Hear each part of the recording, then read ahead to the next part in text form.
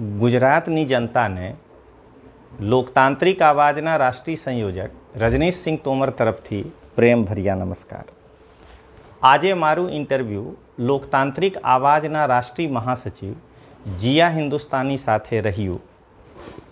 આ ઇન્ટરવ્યૂમાં મેં ગોપાલ ઇટાલિયા વિશે દિલ ખોલીને જવાબ આપ્યા અને વિસાવદરની जनता समक्ष गोपालने एक्सपोज કર્યું। तो आप सौ मारा आखो इंटरव्यू निहारजो। नमस्कार दोस्तों, मैं जिया हिंदुस्तानी लोकतांत्रिक आवाज़ के मेरे यूट्यूब चैनल पर आप सभी का बहुत बहुत स्वागत है। दोस्तों, जैसे कि आप सभी जानते हैं कि गोपाल इटालिया विसावदर की टिकट लेकर खड़े हैं चुनाव लड़ने के लिए, लेकिन मैं पिछले कुछ दिनों से देख रही हूँ कि लोकतांत्रिक आवाज़ के राष्ट्रीय संयोजक माननीय श्री रजनीश सिंह तोमर सर गोपाल इटालिया के झूठ का पर्दाफाश कर रहे हैं विसावदर की जनता के सामने। तो यहाँ पर मैंने सोचा कि स्टूडियो पर बुलाकर उनके साथ कुछ चर्चा की जाए। नमस्कार सर। नमस्कार आपके दर्शकों को। सर, आपका मेरे स्टूडियो पर बहुत बहुत स्वागत है। सर, ये जो आप गोपाल इटालिया का विरोध कर रहे हैं उसके बारे में मुझे कुछ सवाल आपसे ये करने हैं कि पिछले कुछ दिनों से आप लोकतांत्रिक आवाज़ गुजरात चैनल पर गोपाल इटालिया के विरोध कर रहे हैं। सर, इसके लिए आप मुझे विस्तार से बताएंगे क्यों? हाँ, मैं आपके साथ साथ आपके दर्शक और विसावदर की जनता को ये बताना चाहता हूँ कि गोपाल इटालिया कोई तोप चीज़ नहीं है कि उसका विरोध किया जाए। गोपाल इटालिया का कितना हैसियत है वो एक पढ़ा लिखा आदमी अच्छी तरह से जानता है। इसलिए मैं गोपाल इटालिया का विरोध नहीं कर रहा हूँ। मैं गोपाल इटालिया के झूठ का विसावदर की जनता के सामने पर्दाफाश कर रहा हूँ, जिससे चुनाव के बाद विसावदर की जनता को ये पछतावा नहीं हो कि हम एक वैसे शख्स को जो है चुन लिए हैं जो झूठा कट्टर बेईमान अरविंद केजरीवाल का चमचागिरी करके टिकट लेकर के आया और विसावदर में अपने आका के तरह ही झूठ फैला करके और मत लेकर के वोट लेकर के यहाँ से चला गया। सर, विसावदर में गोपाल इटालिया जो चुनाव प्रचार कर रहा है उसके बारे में बताएंगे? सबसे पहला तो विसावदर में घूम घूम कर जो है वो झूठ और फरेब जो है वहाँ के जनता को परोस रहा है और अपने बारे में झूठा प्रोपगंडा फैलाने का प्रयास कर रहा है कि हम जीतेंगे तो आपके लिए जो है लोग विधानसभा में जा कर के आवाज़ आपकी बनेंगे। हकीकत में गोपाल इटालिया के विसावदर में घूमने से कोई भी जनता जो उसको नज़दीक से देख लेगा वो उसको एक भी वोट नहीं देगा। मैं एक उदाहरण बताता हूँ।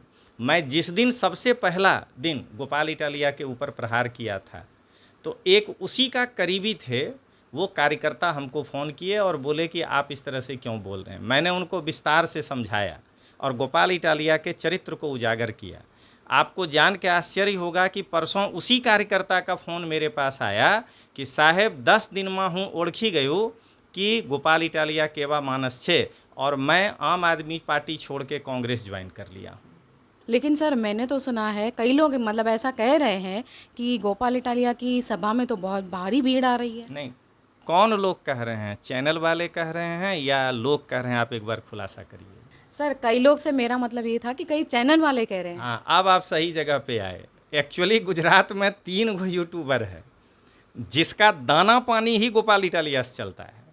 सुबह से लेकर के शाम तक गोपाल इटालिया चेतर बसावा, गोपाल इटालिया चेतर बसा, देख करके हंसी आता है कि वो लोग पत्रकार कैसे बन गया है। तो वो जिसका खाएगा उसका गाएगा। इतिहास में मैं जब बच्चों को पढ़ाता हूँ तो उसमें एक स्लोगन है जो मैं आज आपके सामने रख रहा हूँ। आईएएस में पेपर आया है कि हर्षवर्धन तो महान था लेकिन बाणभट्ट और वैनसांग ने उसे महान बना दिया। मैं इसको थोड़ा सा करेक्ट करता हूँ कि गोपाल इटालिया तो बुद्धिहीन है, उसको जो है कुछ नहीं आता है, लेकिन उसके वो 3 यूट्यूबर रूपी बाणभट्ट और वैनसांग उसको महान बनाने का प्रयास कर रहा है तो वो तो जिताएगा ही। जिसका खा रहा है उसका गा रहा है। सर, आप उस पर आरोप लगा रहे हैं कि गोपाल इटालिया गलत तरीके से एलएलबी डिग्री लिया है। मैं आज आपके दर्शक और विसावदर की जनता के सामने फिर से आरोप लगा रहा हूँ कि गोपाल इटालिया एलएलबी का डिग्री गलत तरीके से लिया है। अगर उसकी जांच हो जाए तो उसकी डिग्री जो है कैंसिल हो जाएगी। और मैं आपके चैनल के माध्यम से गोपाल इटालिया को चैलेंज करता हूं कि तुमको अगर तुम्हारी डिग्री अगर गलत नहीं है तो तुम हमको नोटिस भेजो, हम कोर्ट में जा कर के जो है इसका जवाब देंगे। मेरे पास एक एक प्रूफ है। जिस दिन गोपाल इटालिया उस कॉलेज में नहीं था और वो सभा में जो है भाषण दे रहा है और वहाँ अटेंडेंस बना हुआ है, इसलिए मैं खोल नहीं रहा हूँ। मैं गोपाल इटालिया को चैलेंज कर रहा हूँ कि तुम साबित कर दो कि तुम जिस कॉलेज से डिग्री लिए हो उसमें तुम पढ़ करके डिग्री लिए हो, तुम जो है केवल परीक्षा नहीं देने गए थे। और साथ में मैं यह भी कह रहा हूँ और आज उसे चेता रहा हूँ, अगर वो अपने चुनावी हलफनामा में LLB लिखा तो चैलेंज रजनीश सिंह तोमर करेगा उसके चुनावी हलफनामा को, और उसके चुनावी जो कैंडिडेटरशिप है, प्रत्याशीशिप, उसको मैं कैंसिल कराऊंगा। ये मैं आज उसे चैलेंज देता हूँ। सर, गोपाल के बारे में तो कुछ पत्रकारों का ऐसा कहना है कि गोपाल इटालिया विधानसभा में गर्जना करेगा, इसका मतलब क्या? अब जो पत्रकार कहे हैं ये प्रश्न तो उन्हीं से पूछिएगा, लेकिन मैं ये बार बार कहना चाहूँगा कि विधानसभा में कानून बनाने के लिए लोग जाता है, विधानसभा में जनता को जो है सुविधा दिलाने जाता है कि वहाँ शेर के तरह गर्जना करने जाता है। वो पत्रकार महोदय को मैं यही बताना चाहता हूँ कि वो एक बार आके खुलासा कर दें कि चैतर वसावा 2.5 साल से विधानसभा में गर्जना कर रहा है, डेडियापाड़ा में क्या को काम हुआ है। हेमंत खबा 2.5 साल से विधानसभा में हाथ मोड़ के चुप बैठा है, क्या को काम हुआ है।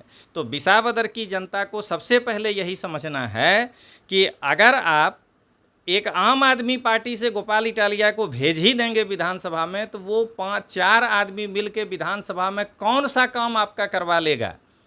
केवल गर्जना करके अपना TRP बढ़ाएगा, और हम जो है केवल चीखने चिल्लाने वाले विधायक को भेज देंगे तो मेरा काम नहीं हो जाएगा। मैं विसावदर की जनता को जानता हूं, वो बहुत ज़्यादा इंटेलेक्चुअल हैं, शिक्षित हैं, साक्षरता दर में आगे हैं। वो ऐसे पत्रकार से सावधान रहिए, या ऐसे व्यक्ति से जो आपको बार बार कहे कि आपकी आवाज़ में विधानसभा में बनूंगा। नहीं, तुम पहले ये जवाब दो कि तुम विधानसभा में उस विधानसभा क्षेत्र का कितना काम करवा पाओगे। हल्ला करने से क्या होता है।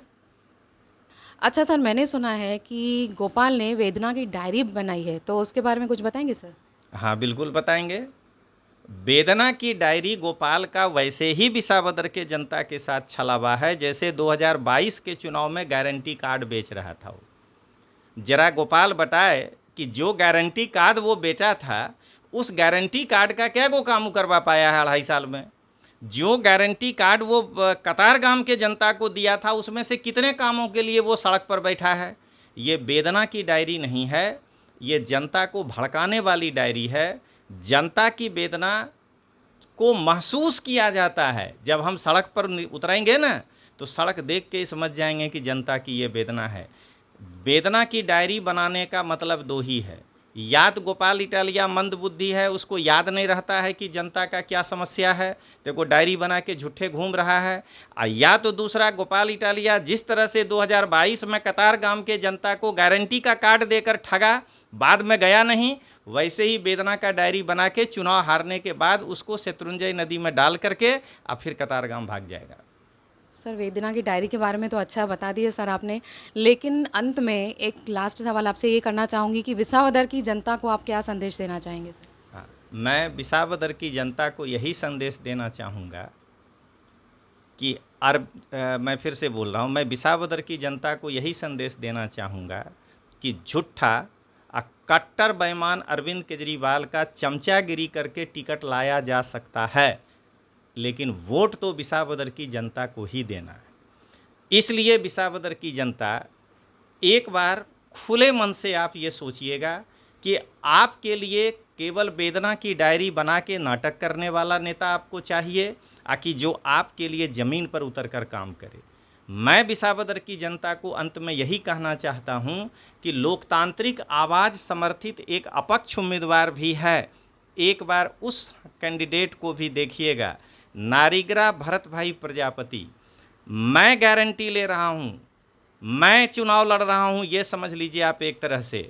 अगर भरत भाई नारीग्रा आपके लिए काम नहीं करेंगे, तो मैं जिस तरह से गोपाल को एक्सपोज किया हूँ, मैं जिस तरीके से अरविंद केजरीवाल को एक्सपोज किया हूं, और मैं विसावदर की जनता को कहना चाहता हूं कि मेरा एक लोकतांत्रिक आवाज़ करके चैनल है, आप देखिए कि मैं उपराष्ट्रपति महोदय धनखड़ साहब को भी नहीं छोड़ा हूं, मैं निशिकांत दुबे जो बीजेपी के एमपी हैं उनको भी नहीं छोड़ा हूं। तो मैं भरत भाई नारिगरा अगर आपके आकांक्षाओं पर खरे नहीं उतरेंगे तो मैं उनको भी नहीं छोड़ूंगा। इसलिए एक बार मेरी भावुक अपील है कि मैं केवल हिंदी बोल रहा हूं आपके लिए, लेकिन आप यही समझ लीजिए कि भरत भाई नारिगरा के रूप में आपको एक विसावदर का बेटा देकर जा रहा हूं, और पूरी मॉनिटरिंग मेरी रहेगी।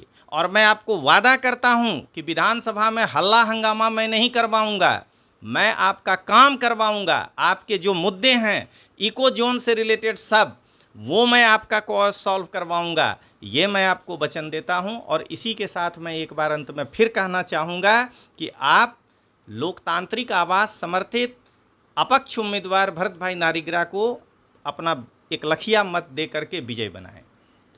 तो दोस्तों, लोकतांत्रिक आवाज़ समर्थित जो उम्मीदवार हैं, अपक्ष उम्मीदवार हैं नारिगरा भरत प्रजापति, वो भी एक्सपोज हो चुके हैं।